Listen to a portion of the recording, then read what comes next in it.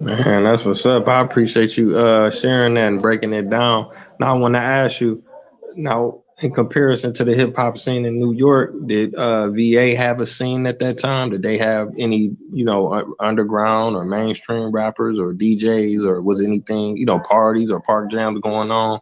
Oh, it's definitely parties and park jams.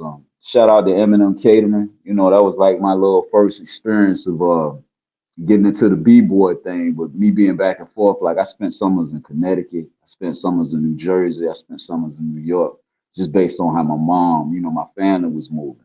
So I got to see like Public Enemy and all that come out. I got to see when Not About Nature was first coming out. I got to see like and then like VA was just really trying to figure it out, but they had some pioneers because we had some dudes like we had the Rap Attack on WRIP Radio 1350. You know what I'm saying? Shout out to HJ Ellison. You know, it was a certain time that we'd be tuned in to the boom box so we could hear that hip hop. And then it was places like Eminem Catering that used to have like the pop. We used to be in there break dancing and popping and all that. So it was like hip hop basically everywhere I was at when hip hop was unfolding or the culture of hip hop was unfolding, no matter where I was at that time, bro, it was like in some kind of form or fashion I was involved in, it, whether it was the dancing part, whether it was the graffiti part, whether it was trying to DJ or emulating MCs, it was like it's always been there. And then honestly, I wouldn't have never heard of it if I didn't hear it from my mother. I mean, I was out in the streets enough to hear it also, but outside of hearing it blasting out of cars or whatever, it wasn't nobody that could just bring me to a speaker by a tape deck or something like, yo, check this out. You know what I'm saying? But that's pretty much how I got on the Mellow Mail the message because I'm running around saying that, and I got my cousins and people like my uncle, you know what I'm saying, introduced me to like, nah, this it, that's cool, but this what it is, you know what I'm saying? So that's how I came across stuff like Public Enemy. But to go back to what you were saying, hip hop was unraveling, and it's a couple of local pioneers too that was older cats that used to be b-boying and stuff like my man Spitman, who was from my neighborhood, Wilson and Welland Street side, Toga represent, you know what I'm saying?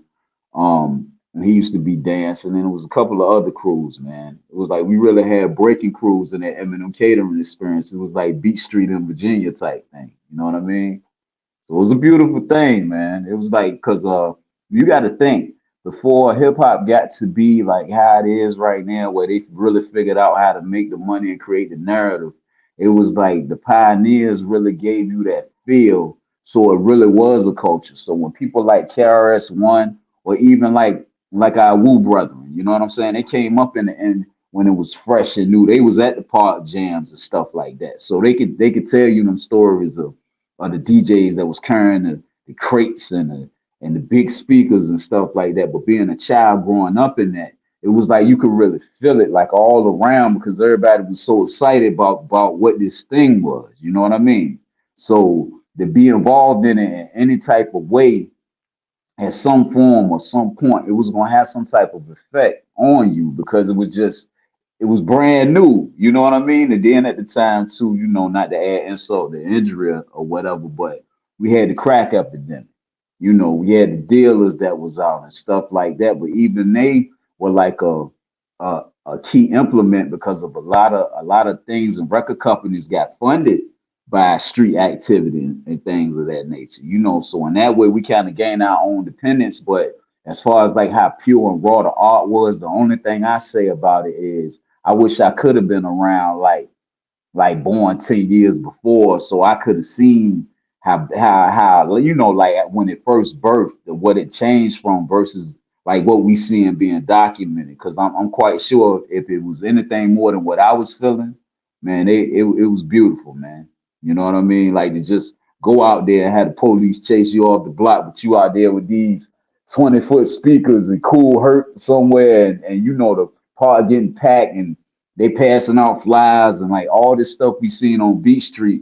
It was like the world was where the America as I know it, all the different cities or whatever, all the different states in some form, because even in Atlanta in the 80s, even in Florida, California, they had It was like I was a certain age when I found out like breaking was made in LA.